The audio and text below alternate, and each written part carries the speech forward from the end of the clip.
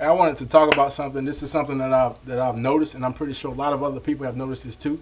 Is that sometimes a person will be in a bad situation, whether it's financial, whether it's in terms of relationships or whatever. They'll be in a bad situation, and then they're shown or given a solution to get out of a bad situation, or they're shown a way to fix a problem, but they won't take action with the solution to get out of the problem, and that's either because lack of faith or lack of vision. And one of the worst things than being blind is having sight with no vision. And I guess the best way to illustrate this is the story about the man that's stranded in the middle of the ocean. And how that story goes is that there's a man on a boat. His boat crashes and it leaves him stranded, and all he has is an inner tube. So he's stranded in the middle of the ocean. All he has is an inner tube. So he starts to get discouraged. He starts to get sad, and he starts to get become afraid. So the man bows his head and he starts to pray to God. He says, God, I'm in a terrible situation. All I have is an inner tube. I'm stranded in the middle of the ocean. All I have is an inner tube. I have no food. I have no fresh water, and I miss my family dearly. I ask that you deliver me from this terrible situation, and I ask that you save me. Amen. So an hour after he says that prayer to God, a boat comes by. Okay, the captain of that boat looks down and sees the man in the ocean. The captain yells down to him. He says, climb up. I'm here to save you. I have fresh water. You can drink all that you want. Climb aboard and be saved.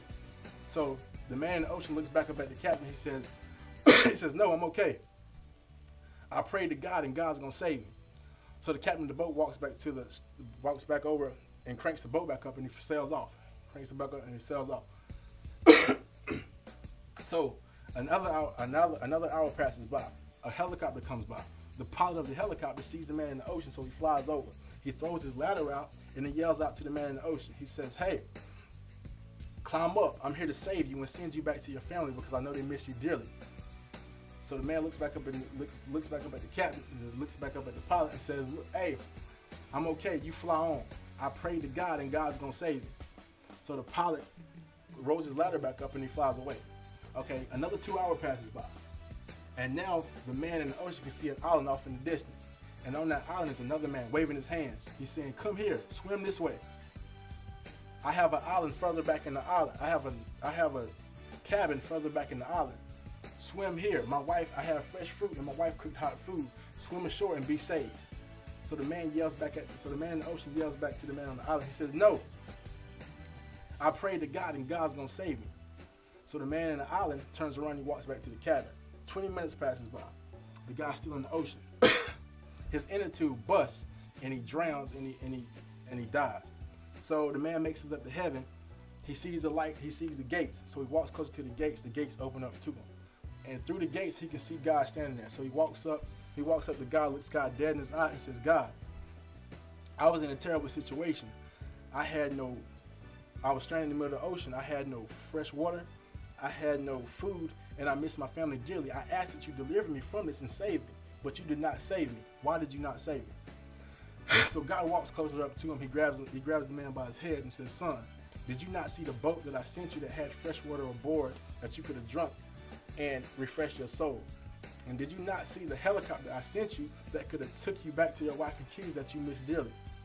And did you not see the island that I provided you with that had fresh fruit and food that could have nourished your body? And the whole moral to that story is that prayer works. It's just that people don't have any vision to see what God's placing in their life. And people are poor-minded. P-O-O-R. And what that means is that people will pass over opportunities repeatedly. And I see this happen in business, and I see it happen in relationships. And throughout the course of life is that a person will pray for something, and God will send them an answer multiple times over and over, but the person will reject God's answer because it's not the answer that they wanted, or it's not in the form in which they wanted the answer. Now, I'm not saying that you should accept all opportunities given to you. What I'm saying is that people should examine each and every opportunity that God gives you and evaluate each one to see how each opportunity can add value to your life or get you out of a bad situation or change your life in some way, in some positive way. Because I feel like if a person continues to pass over opportunities for a long period of time, it'll kill them financially, it'll kill them spiritually, and it'll kill them emotionally. So the best thing to do is, like, when you go through life, be more observant and be more open-minded to opportunity, because you never know which opportunity it's going to take to change your life. You never know which opportunity it's going to take to get you out of a bad situation, and you never know what opportunity it's going to take to get you out of to even save your life.